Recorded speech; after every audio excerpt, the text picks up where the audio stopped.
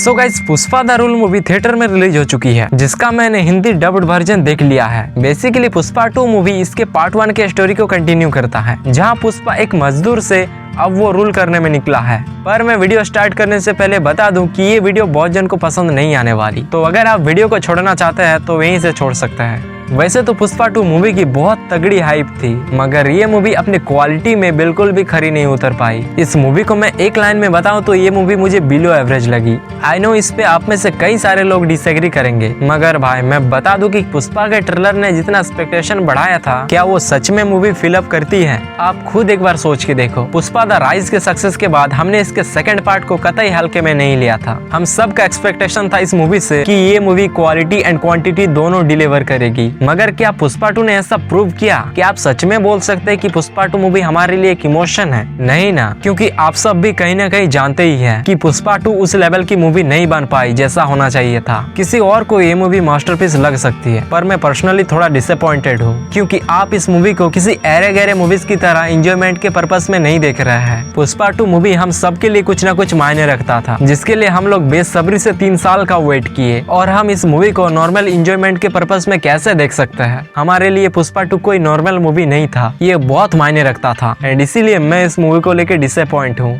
वैसे तो मूवी में बहुत सारे फ्लॉज हैं, लेकिन हम पहले इसके पॉजिटिव पॉइंट की बात करते हैं। मूवी का सबसे बड़ा plus point obviously Allu Arjun है, जो इस कैरेक्टर में जान डाल दिया है, एंड एक यही बंदा है जो मूवी में आपका इंटरेस्ट बनाए रखता है। अल्लू अर्जुन ने जिस वे में हर एक एक्सप्रेशन को एक्सप्रेस किया है, उसके लिए 5 आउट ऑफ 5 स्टार भी कम पड़ेगा। तो मैं पूरे मूवी में अल्लू अर्जुन को देख के ही एंजॉय किया, एंड परफॉर्मेंस में अल्लू अर्जुन यहाँ पे खा गया, लेकिन ये लोग फवाद फासिल को वेस्ट कर दिया। मूवी में फवाद फासिल के इंट्रोडक्शन तो बढ़िया था, एंड वो देख के लग भी रहा था कि चलो अब दोनों तरफ से टक्कर देखने को मिलेगा, लेकिन इसके बाद इस कैरेक्टर को पूरा डाउन कर दिया, एंड आगे जाते जाते इस कैरेक्टर को तो गायब भी कर दिया। पता नहीं ये लोग कहाँ भेज दिया। पुष्पा पार्ट 1 में इसका तो बेइज्जती हुआ था, लेकिन पार्ट 2 में भी इसका बेइज्जती ही कराया गया। लग रहा है जैसा कि इसको बेइज्जती करने के लिए रखा है, पर हम लोग सोच रहे थे कि चलो इस मूवी का मेन एंटेगोनिस्ट फवाद फासिल होने वाला है, मगर नहीं। अब ये लोग पता नहीं किसको मेन विलेन बनाएगा, लेकिन पुष्पा एंड इंस्पेक्टर शेखावत के बीच जितना भी मोमेंट था वो अच्छा था, पर इस मूवी को बहुत ज्यादा खींचा गया है, एंड कुछ अननेसेसरी सीन को भी ऐड किया है। जो नहीं होता तो कुछ फर्क नहीं पड़ता। इस मूवी का ड्यूरेशन ऑलमोस्ट 3.5 घंटे है, लेकिन इस मूवी का स्क्रीन प्ले भी अच्छी होती तो 3.5 घंटा कब बीत जाता पता ही नहीं चलता। लगता ही नहीं कि मूवी को कहीं भी सीरियस रखने का कोशिश किया गया है। जब भी मूवी अपनी रेंज पकड़ने की कोशिश करती है, कुछ बचकाने कॉमेडी के चलते फिर डाउन हो जाता है, एंड लिटरली इस मूवी का कॉमेडी सीन भी आपको बचकाना ही लगेगा। आप वहाँ पे हंसने के बजाय 2 बार सोचेंगे कि भाई ये क्या चल रहा है। आप कभी नहीं सोचे होंगे इतनी बड़ी मूवी हो के ये सब चल रहा है। एंड मैं पर्सनली फवाद फासिल के कैरेक्टर के लिए बहुत एक्साइटेड था, पर इसको घंटा बना दिया है, जिसको बार बार आके पुष्पा बजा के जा रहा है,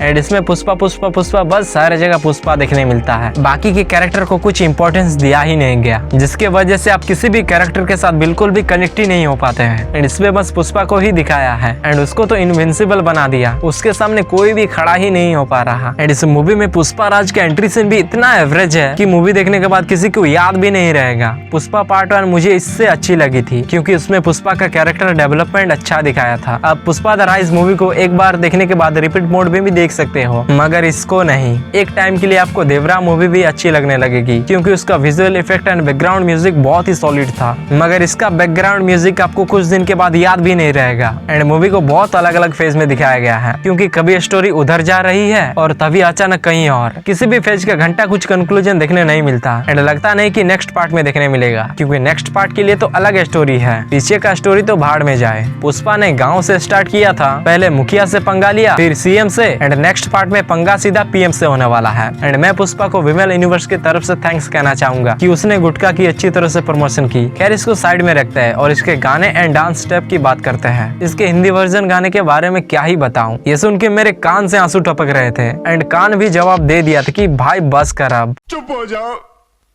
चुप हो जाओ। और इसके डांस स्टेप को आप देखोगे तो सोचोगे कि भोजपुरी इंडस्ट्री तो बेकार में बदनाम है। आपकी रिस्पेक्ट बढ़ जाएगी उसके लिए। और कौन महारथी है जो ऐसा डांस स्टेप को कोरियोग्राफ किया है? उसके लिए हजारों तोपों की सलामी नहीं, उसके ऊपर हजारों तोप छोड़ा जाए। एंड मूवी का क्लाइमेक्स इंटरवल जैसा फील होता है, और इंटरवल तो घंटा फील होता है। ये लोग अगले पार्ट के लिए सेकंड पार्ट को कबाड़ा कर दिया। मगर मुझे मूवी का सबसे बढ़िया सीन लगा देवी माँ वाला सीन, एंड वहाँ के फाइटिंग सीक्वेंस के साथ साथ फाइटिंग स्टाइल भी पसंद आया, एंड वहाँ का कलर डिटेलिंग भी अच्छा था। मूवी में अल्लू अर्जुन का दमदार परफॉर्मेंस है। रश्मिका मंदाना का भी परफॉर्मेंस अच्छा है और इसके स्क्रीन टाइम भी पहले पार्ट के मुकाबले ज्यादा है, मगर फिर भी मैंने इस मूवी को क्वाइट एंजॉय किया, जिसका वजह है अल्लू अर्जुन का परफॉर्मेंस। पर मूवी को लेके मेरी एक्सपेक्टेशन की ऐसी की तैसी हो गई। खैर, आप अपना ओपिनियन बताएं कि आपको ये मूवी कैसा लगा। तब तक के लिए हम मिलते हैं किसी नए वीडियो में। बाय।